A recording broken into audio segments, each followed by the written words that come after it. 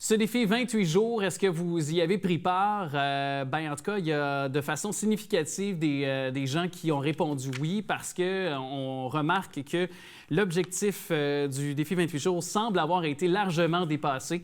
On va tout de suite aller vérifier avec M. Philippe Anger, qui est directeur général de la Fondation Jean Lapointe, qui est bien sûr derrière le défi 28 jours là, sans alcool. Bonjour, M. Anger. Bonjour. Merci d'être avec nous. Donc, cette année, est-ce qu'on peut dire une année record pour vous avec ce défi 28 jours? Oui, c'est une année record. On a dépassé le 1,7 million. On est très contents. On avait mis 750 000 d'objectifs. Et finalement, cette année, on a battu un record.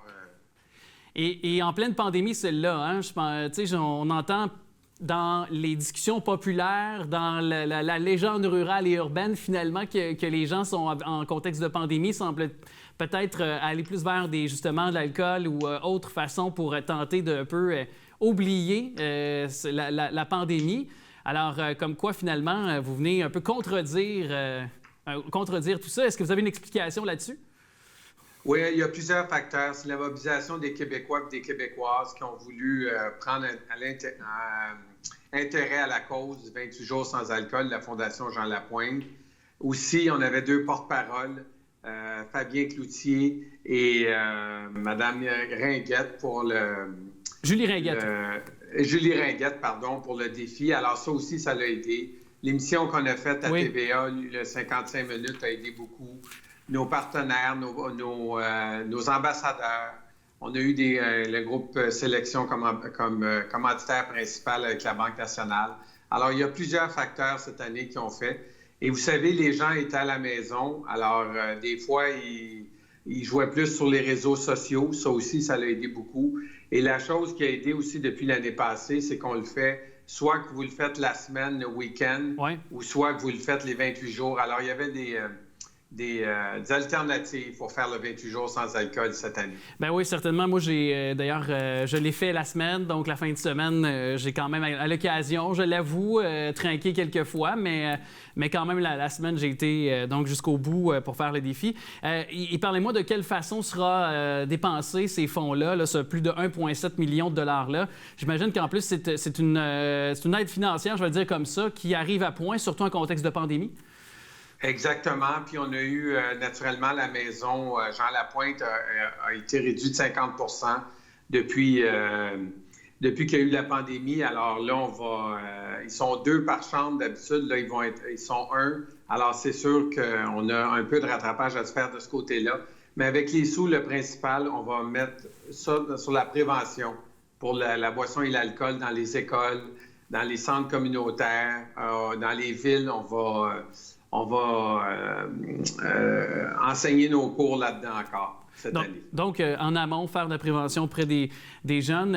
Et parlez-moi justement je reviens un petit peu à ce que je dévoilais tantôt dans une de mes premières questions en prémisse dans l'entrevue, mais les impacts de la pandémie, est-ce que vous avez, moi ce que j'entends auprès d'organismes autres que le vôtre, mais je voulais savoir bien sûr pour ce qui est de la Fondation Jean Lapointe, mais est-ce que vous sentez qu'il y a davantage d'appels chez vous pour une recrudescence d'appels?